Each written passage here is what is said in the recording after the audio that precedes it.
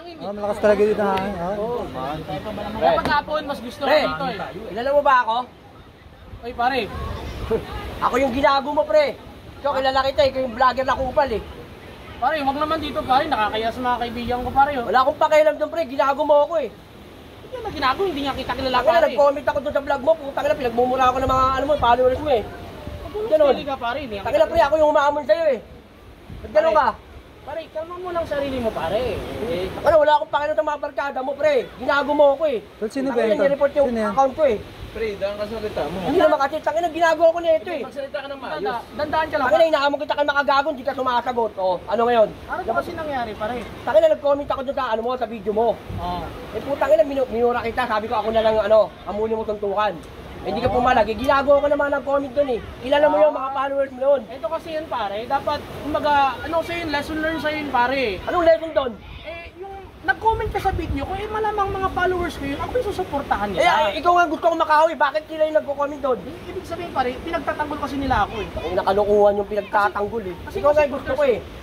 Yung walang ganun pare, kumbaga content lang yun pare. Kasi hindi mo nga naintindihan kami ng mga content. Ano ba yung content na pinagsasabi mo? Hindi ko alam yun eh. Lahat naman kasi kami pare, ay hindi ko naman nila lahat na content creator ha.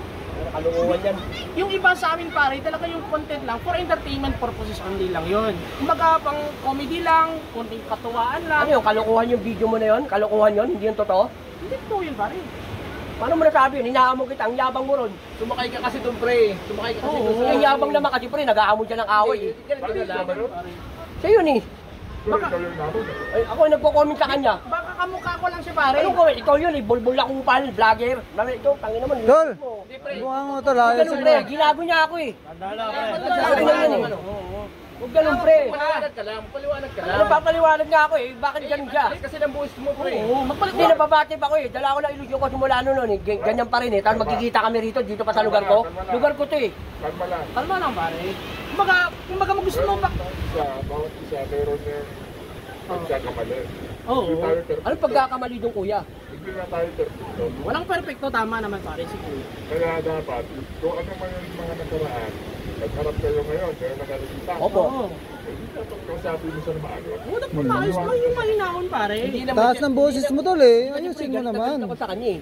Ganun ginawa niya sa akin eh. Sino mas sumagot sa iyo? Maraming mga kaibigan niya. Oo. Hindi niya kasalanan yun. Oo. Pinagtatanggulan Ito ka. na, ako na lang pare humingi ng pasensya, di ba? Oo.